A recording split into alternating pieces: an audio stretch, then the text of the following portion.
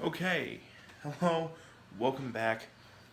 Doing this one a little bit quicker. Basically what I'm going to be doing is I'm going to be transferring that Blueberry Hibiscus mead from the fermentation bucket that I have here. It has been sitting in the fridge for about 2 weeks to go ahead and cold crash and try and get the solids down at the bottom. My last reading of it put it at 1044 and it didn't change, which is about a 10.63% alcohol by volume. So we're going to go ahead and we're going to take our sanitized tools here, and we're just going to get all the water off of that. There we go. And we're going to go ahead and start this up, putting it into secondary or conditioning phase.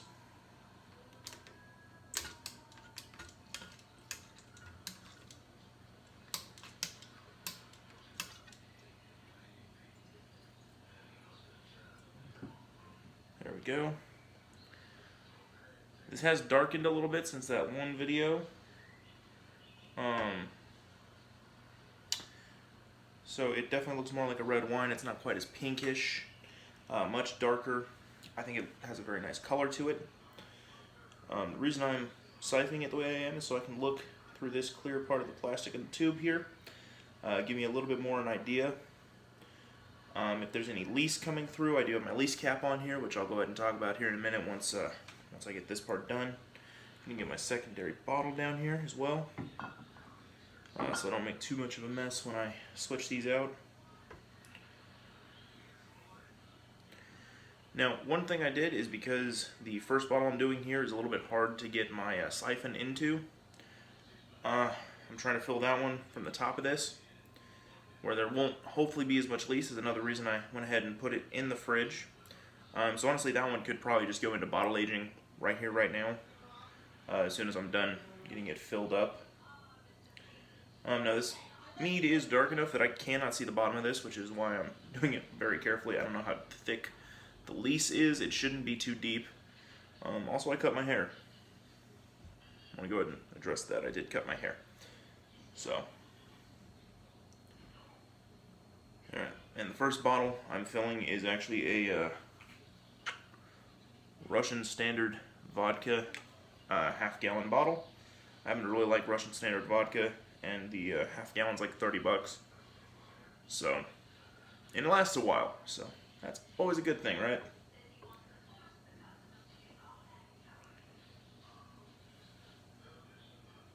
Okay, I can kind of see where the lease is on the side of this bucket. So I do have an idea of where I'm at. I'm gonna go ahead and start trying to pull this tube up out of the mead.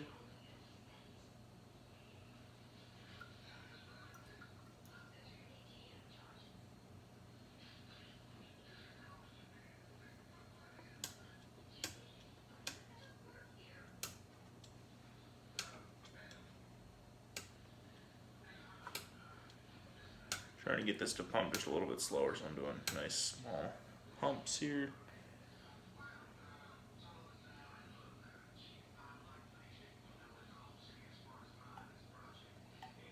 There we go.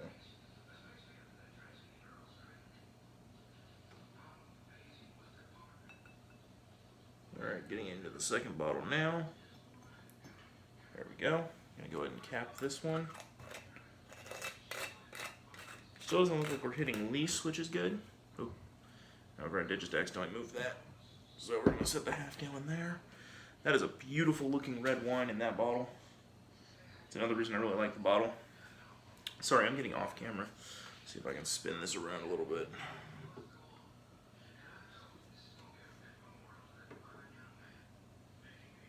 Okay. Alright, that's actually sitting on the bottom now because of that lease cap. We are pulling up a little bit of lease, so we're going to lift that. See if we can move it over gently.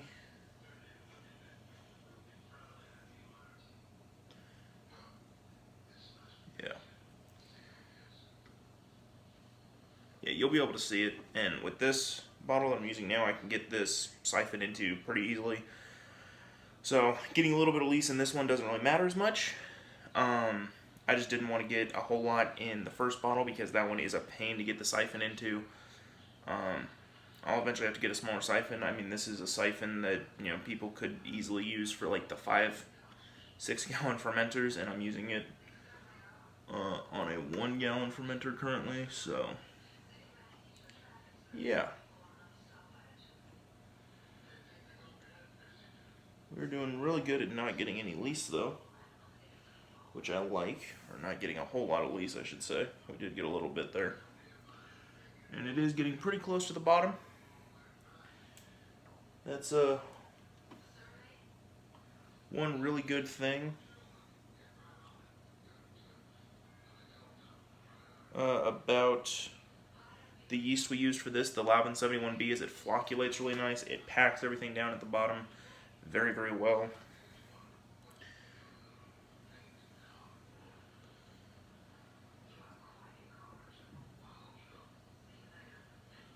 And this bottle is just about ready to go ahead and get pulled out here.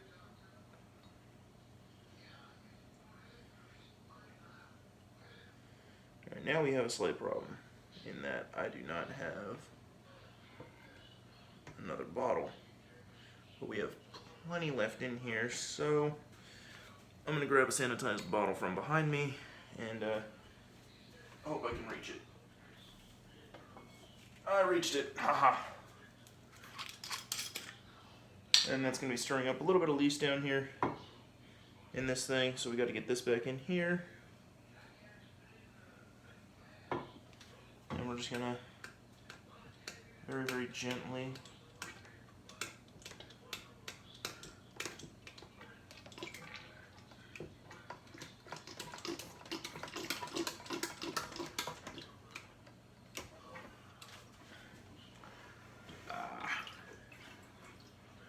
yeah, that pretty much stirred up all the least, didn't it?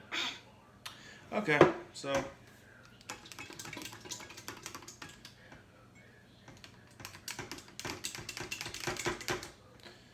yeah, that didn't work well. So we're gonna go ahead and pull that out of there, toss it in the bucket.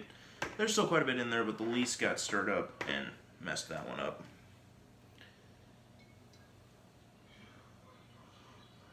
There's a little bit of least in that, so we're just going to drink it and then I'll rewash and sanitize the bottle here. Give you guys a little bit of an idea of what this stuff is tasting like right now.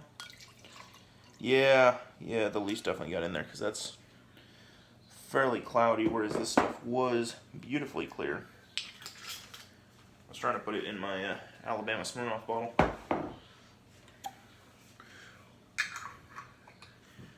So, give you an idea of how clear this stuff actually is. This is the second one, which got a little bit of lease in it. Can't really see through that. But I mean, this one, you can, light is coming through it. Looks like a beautiful kind of blood red color in there. So, that one I'm probably going to leave it in the fridge for about 3-4 days and see if I can see any lease collecting. If I don't, this is going to go straight into bottle aging. This one will be in the fridge for probably a week, see if there's anything in there, and then throw it into actual bottles, which is what this will be used for. Well, let's go ahead and give this a taste. It is leasy, so.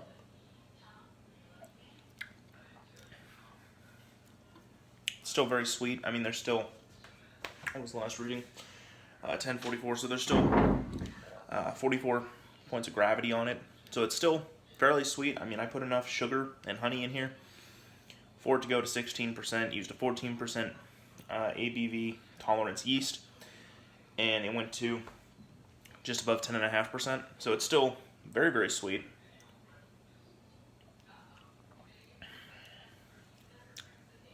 It's very pleasant. I think the cinnamon stick definitely added a good amount of complexity to it. It's got a very nice kind of drying mouthfeel that you get with a lot of teas from that hibiscus. The very floral notes from that hibiscus come through.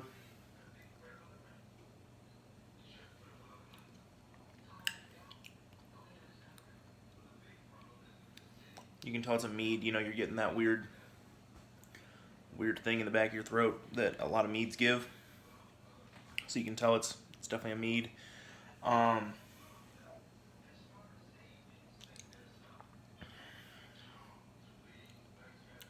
Blueberry, it's there, but it's kind of, I don't know. I don't know how to describe that. I think what I would do if I was going to try and flavor this some more is take however much blueberry I have left, and I would actually clean this out, throw all of this back into it after it's cleaned out, and probably take those blueberries, let them start to thaw, squish the bag a little bit, dump it in here, and let it sit for probably a week or two. I'm not gonna do that because I actually really like where this is at. I'm just saying if I wanted to have a little bit more blueberry flavor, that's probably what I would do.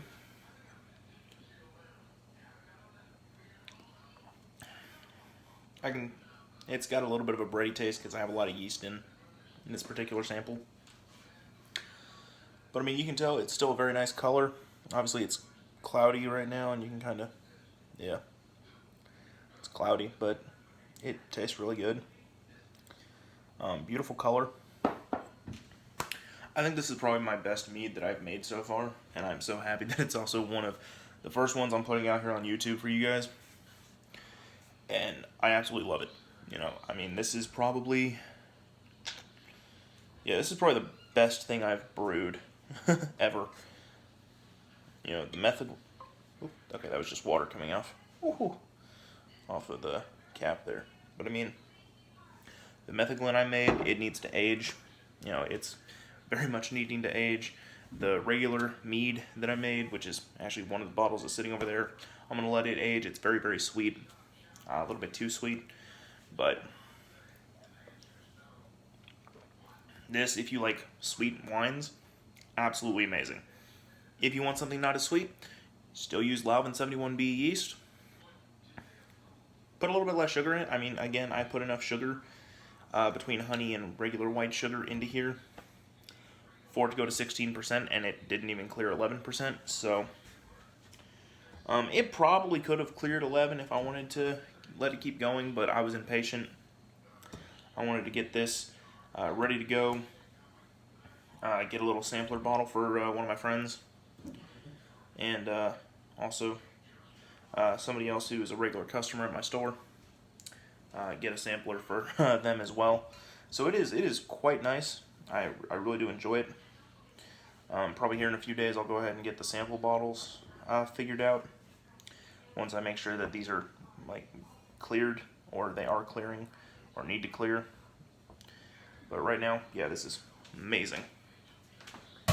But this is now a 13-minute video, and most of it has been me standing here in the corner awkwardly trying to siphon and talking about random stuff. So I'm gonna go ahead and end it.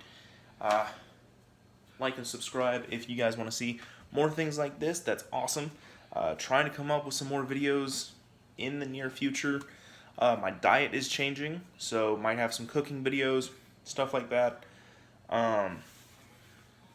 Yeah, things that I'm hoping are on the way, you know. But yeah, so hope you guys all have a good one. Remember, try and stay self-sufficient as possible. Make your own wines, grow your own food, harvest your own food, and of course, sometimes raise and slaughter your own food if you can. Hope y'all have a wonderful weekend, wonderful week, whenever it is that you happen to watch this. Hope you have a good one. See you next time.